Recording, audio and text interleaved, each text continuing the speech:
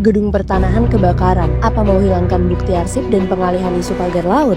Guys, berdasarkan berita terbaru, kantor ATR BPN di Jakarta mengalami kebakaran loh. Tapi ada yang aneh guys, dan diduga bisa jadi ini adalah pengalihan isu pagar laut atau bahkan upaya buat hilangkan bukti arsipnya ya. Kalau kata PLT Dinas Pemadam Kebakaran Jakarta yaitu Satriadi, kebakaran tuh dimulai pukul 11 malam dari lantai 1 dan harus mengarahkan sekitar 15 unit mobil pemadam untuk mengontrol api. Kalau menurut kalian, kebakaran ini ada kaitannya sama kasus pagar laut apa enggak sih guys? Soalnya kemarin yang nyenggol nama-nama konglomerat tuh. Kasus pagar laut di Bekasi, tepatnya di Desa Hurip Jaya, seharusnya menjadi isu besar.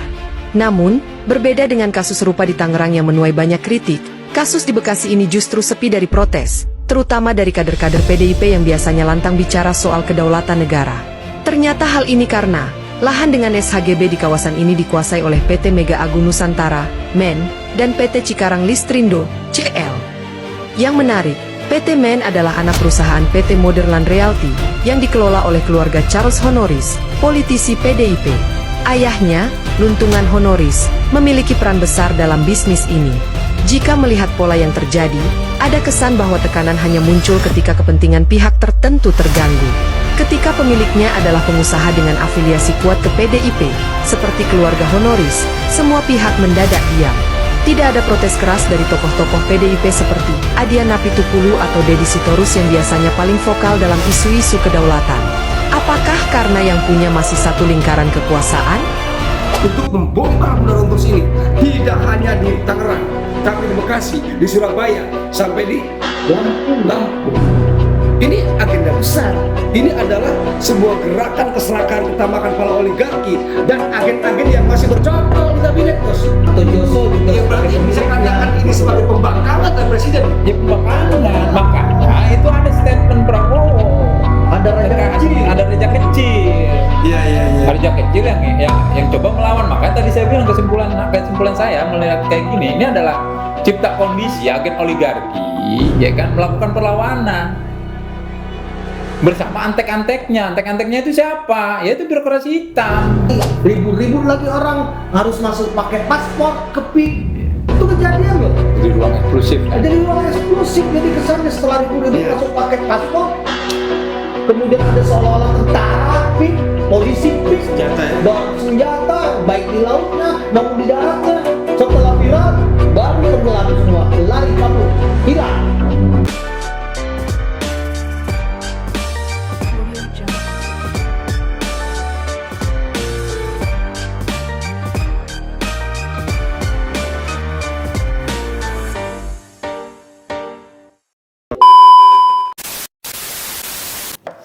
Assalamualaikum warahmatullahi wabarakatuh.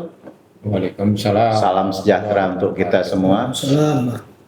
Berjumpa lagi dengan saya, Suhawi, di acara Bandit Kota News, berpikir ala bandit. Jangan lupa like, subscribe, dan share. Ikuti terus channel kami. Edisi pada kali ini kami akan membahas kantor ATR BPN yang entah terbakar atau dibakar. Ini agak susah kita bedakan karena kejadiannya ATR BPN ini lagi banyak disorot, ya kan, menterinya juga sangat agresif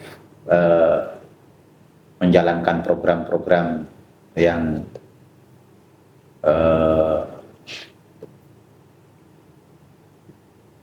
membuat kementerian ini agar menjadi lebih transparan, tapi tiba-tiba kantornya terbakar. Hadir bersama saya ada Deddy Jaya, Siap. ada Diko Nugraha, ada Aderi Sulfikri Sitompul. Assalamualaikum. Ini kita akan membahas soal terbakarnya kantor ATR BPN ini melalui Bung Aderi. Bung Aderi, ini terbakar atau dibakar? Dan kira-kira apa kok bisa begitu? Ya, Makasih Bu Sawi. Jadi ya saya juga mengikuti beberapa pemberitaan yang konon kabarnya terbakar karena ada oknum pegawai yang menghidupkan komputer 24 jam tidak mati-mati dan tinggalkan di kantor begitu saja. Ya bagi saya nggak masuk logika kalau itu bisa terbakar. Karena saya sering di kantor itu meninggalkan bahkan bisa 2-3 hari tertinggal di kantor itu lupa mematikannya dan tetap hidup. Nggak pernah terbakar. Alhamdulillah ya, na'udzubillah min dzalik. Makanya ketika terjadi pembakaran yang diduga pembakaran itu jadi suatu wacana ataupun opini publik dengan terjadinya kasus hak guna bangunan di lahan laut di PIK 2, kemudian yang melibatkan grupnya Agung Sedayu yang pemiliknya Aguan. Nah ternyata muncul lagi pagar laut lainnya yang ternyata memiliki sertifikat hak guna bangunan juga di atas laut. Yang di Bekasi sama yang di Surabaya itu ya. Sama yang di Surabaya. Nah, yang di Bekasi ini kan viralnya ini ya keterlibatan dari salah satu pengurus partai besar yakni PDIP Perjuangan dan juga dia sebagai wakil ketua Komisi 9 DPR RI. Masih kepilih? Masih. Siapa namanya? Namanya Charles Honoris. Itu yang disebutkan di berbagai pemberitaan. Nah, kemudian terbersit juga cerita bahwasannya sertifikat hak bangunan yang ada di Laut Bekasi tadi itu sudah tidak bisa dibatalkan karena sudah melebihi 5 tahun. Itu menurut peraturan menteri. Namun sepanjang memang itu datanya adalah data palsu, tidak ada batasan itu. Bahkan bisa ditersangkakan kembali pelaku-pelakunya. Artinya cacat formal lah ya. Cacat formal itu dia. Jadi cukup nanti ya BPN melakukan pengajuan kepada PT UN bisa, atau BPN melakukan sendiri. Tapi pertanyaannya, kalau misalnya kementerian bisa membatalkan itu, apakah nanti kesannya tidak ada kepastian hukum? Bukan tidak ada kepastian hukum, justru ada kepastian hukum. Jangan sampai terus-menerus terjadi, dan ini akan menjadi akan menjadi suatu fenomena di Indonesia ini, bahwasanya laut bisa disertifikatkan, kemudian sertifikatnya bisa diagungkan. Nah itu kejadian kan. Ada beberapa media juga menyampaikan ada terjadi itu. Dan ketika mau dieksekusi yang rugi siapa? Bank. Apalagi ya dalam tanda kutip terlibat pula bank milik negara, di mana terjadi pemalsuan ataupun penipuan juga di dalam melakukan cek lapangan. Kan keterlibatan mereka banyak seperti itu. Ketika dilelang tidak sanggup bayar, apa yang mau dijual? Begitu si pembeli lelang berencana mau cek lokasi laut. Jadi nggak mungkin. Dan betapa dirugikannya negara. Itu dia. Dad, Iya. ini kantor ATR BPN terbakar. Nah, menurut Dedi, kalau tadi kata Bung Aderi kan komputer di rumahnya dia bisa 3 hari 3 malam juga nggak bisa. Iya. Waktu tempo hari sempat juga itu gedung kejaksaan terbakar saat menangani kasus juga waktu itu kan. Iya. Saya nggak tahu kenapa kok sering sekali begitu berurusan dengan masalah-masalah yang cukup sensitif begitu, sering sekali terbakar ini kantor-kantor itu. Menurut Dedi, benar nggak itu terbakar atau dibakar? Iya, sebelum kesimpulan di situ ada statementnya siapa? Pak Prabowo ya kan, bahwa ini soal penghematan anggaran, soal efisiensi. Tapi kemudian ada statement Pak Prabowo, tapi ada raja kecil yang ingin melawan saya. Lalu apa korelasinya dengan ini? Setelah beberapa kejadian kan dulu ada Kejaksaan Agung yang lagi nanganin kasus tiba-tiba terbakar lah gitu ya. Nah ini juga sedang rame-ramenya pagar laut, tiba-tiba kantor ATR BPN terbakar juga gitu kan. Nah ini kan apa ya, memang ada birokrasi hitam, ada agen oligarki yang sedang melakukan cipta kondisi perlawanan terhadap pemerintah yang sah. Ya, karena Ya, mereka gitu. menjadi tidak leluasa lah ya. Tidak leluasa kan gitu kan. Pertama anggaran sudah dipangkas, efisiensi, kemudian ini yang paling ini kan masalah pagar laut ini. Sebetulnya kan sampai hari ini belum ada yang ditersangkakan. Kan gitu kan. Artinya polisi menjadi lambat dong. Polisi menjadi lambat. Yang pertama kan sekarang sudah jelas ini. Ada Nusron sudah manggil yang terkait dengan pagar laut di Bekasi. Itu kan sudah tertera itu PT-nya. Kenapa polisi atau Kejaksaan Agung, penegak hukum lah pada umumnya, itu kan bisa menetapkan tersangka kalau memang pagar laut ini melanggar undang-undang. Kan gitu ya. Ini harus diinikan dulu apa namanya? Mungkin karena tadi apa namanya Charles Honoris itu sebagai pemilik ya.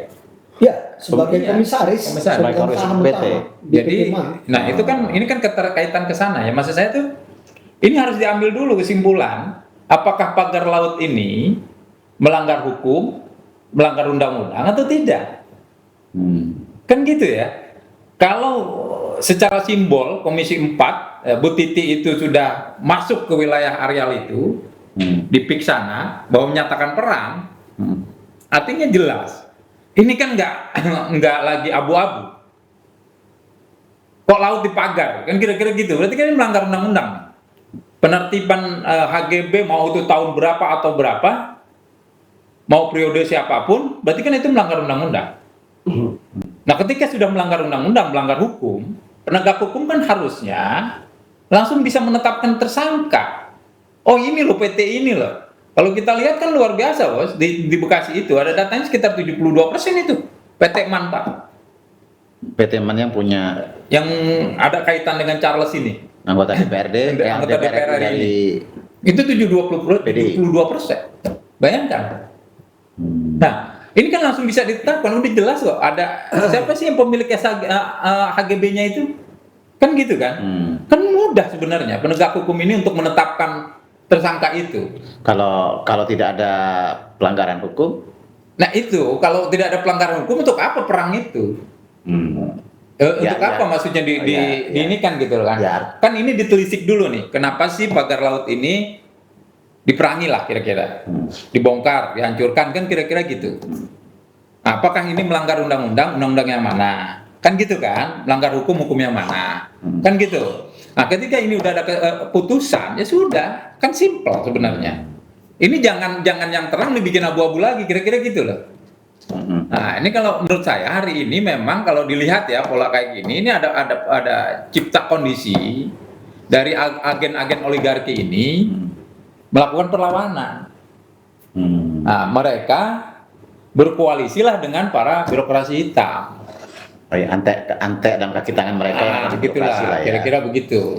Nah, kok kalau ngelihat pola keserakahan yang ada ini kan, ya rata-rata kan developer lah ya, atas nama perusahaan, bukan nelayan yang bikin pagar laut itu kan. Dan apalagi kalau DPR kan, itu kan nggak mungkin dia jadi nelayan kan. Itu, tapi tiba-tiba bikin pagar laut. Jadi mungkin nanti kita pun kalau mau ke pinggir laut juga harus bayar tiket sama mereka kan gitu. Itu benar gimana menurut Diko? Ya gini Gus, awalnya saya menganggap ini spekulasi. Karena apa yang terjadi khususnya respon dari para gakum penegakan hukum ini justru melempar isu ataupun mengajak kita berspekulasi. Sudah 1,5 bulan ditetapkan, ini heboh, viral, tapi belum ada tersangka utama. Bayangkan, setiap viral-viral di medsos hari ini yang menjadi bahan bully adalah seorang kepala desa. Kohon. Sejauh mana sih wewenang otoritas kepala desa? Tapi hari itu media rame-rame media besar membuli si Kohon. Tak satu pun ada yang menyentuh agen-agen oligarki ini, Gus. Saya juga nggak paham ini aparat maunya apa gitu loh. Nah, kedua, kenapa yang di framing dibangun ini soal yang di Banten saja? Ini seperti belah bambu. Satu diinjak, satu ditekan, satu ada yang masih diamankan. Ini gak benar gitu loh. Contoh yang di Bekasi itu gak main-main. Satu perusahaan aja aman sampai 491 hektar, Gus. Penguasaannya. Dan itu perusahaannya dari bapak, adik, diri dia sendiri. Bayangkan, satu partai bikin perusahaan raksasa properti besar, dan pengelola itu hanyalah keluarga. Bapaknya bos, direktur umumnya, anaknya komisaris utamanya, adiknya jadi direktur pelaksananya. Dan ini yang terlibat 2 bupati, Gus. Dari tahun 2002. Bagi saya ini sebuah agenda yang sangat terencana, tersusun rapi. Makanya ketamakan keserakahannya itu dengan membangun instrumen dengan aparatur hitam, dengan birokrasi hitam. Bagi saya tetap harus dilawan ini.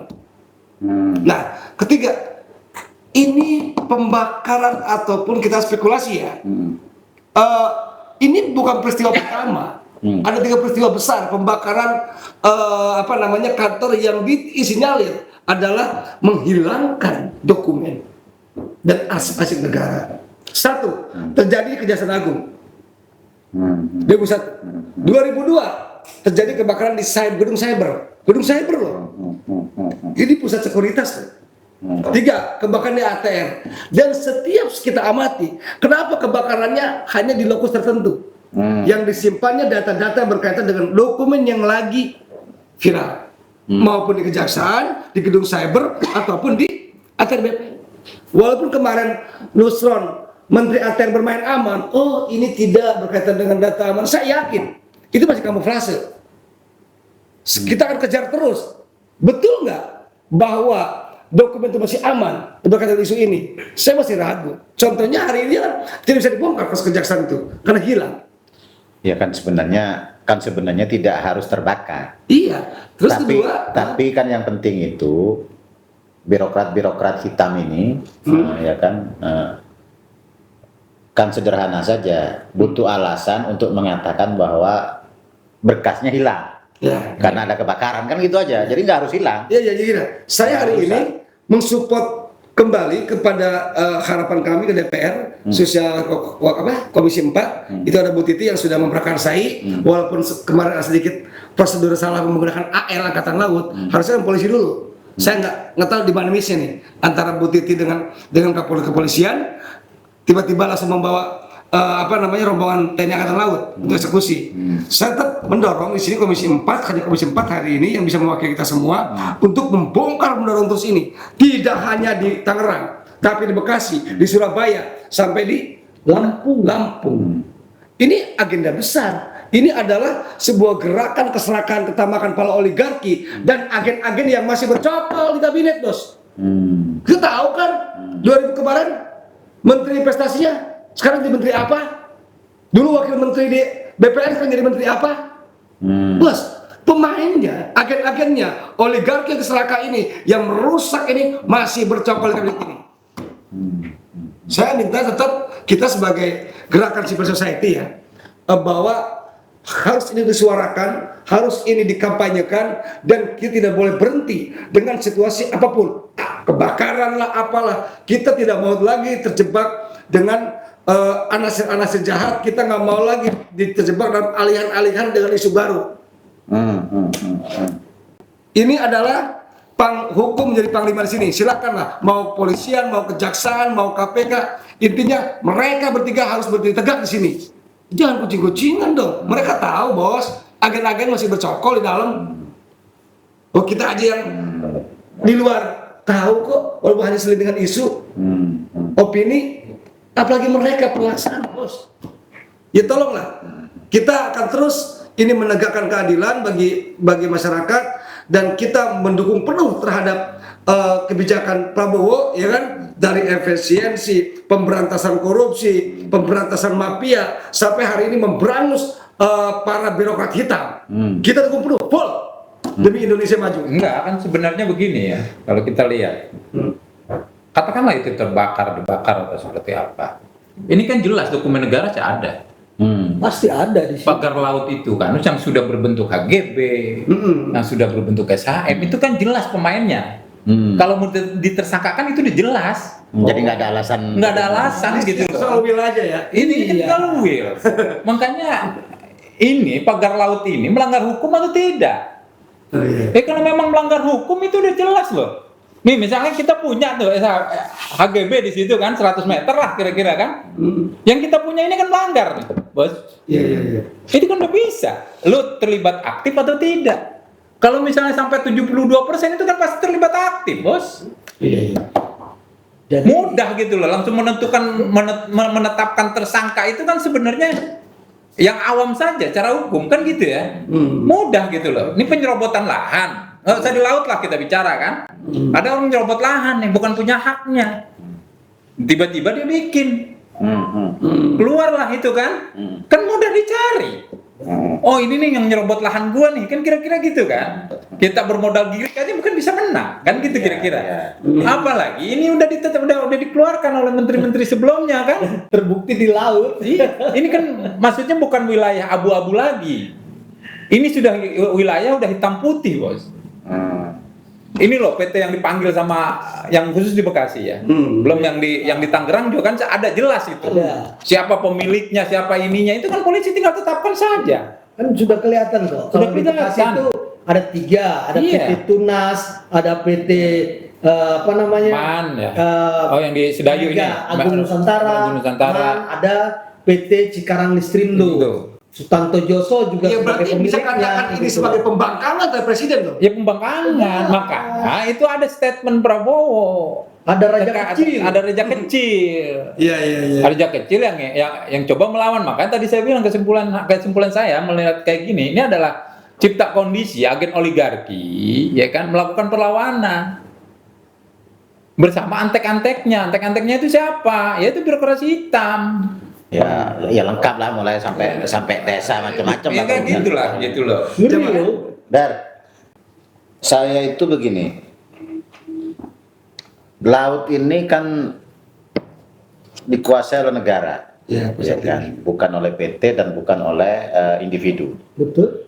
Pertanyaannya, apakah ketika mereka mereklamasi itu bisa menguasai laut itu, artinya memiliki lah ya lahan itu atau tidak dari segi aturan perundang-undangan? Ya kalau itu kan ada beberapa aspek ya. Kita berkaca kejadian beberapa reklamasi khususnya di Jakarta lah. Pik 1 itu lah ya.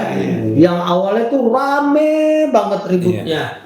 Dan dinyatakan itu memang proyek yang terlarang dan diatur oleh undang-undang, tidak ada aturan untuk melakukan reklamasi.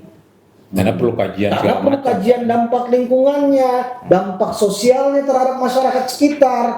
Kemudian juga menjadikan apa nanti ke depannya. Ya kalau di PIK ini kan banyak disinyalir ternyata masuknya narkoba di situ. Nah kalau kemudian lagi ribu-ribu lagi orang harus masuk pakai paspor ke PIK.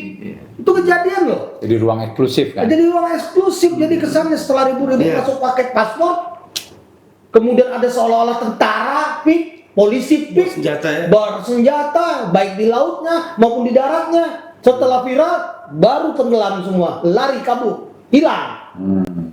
Jadi udah kayak punya polisi sendiri di dalam, Jadi udah ada udah punya tentara ya. sendiri. Ada negara Hanya dalam. dibajukan sebagai baju satpam, tapi udah jelas penampilannya militer, pegang senjata loh, senjata api laras panjang laras pendek, kan gila.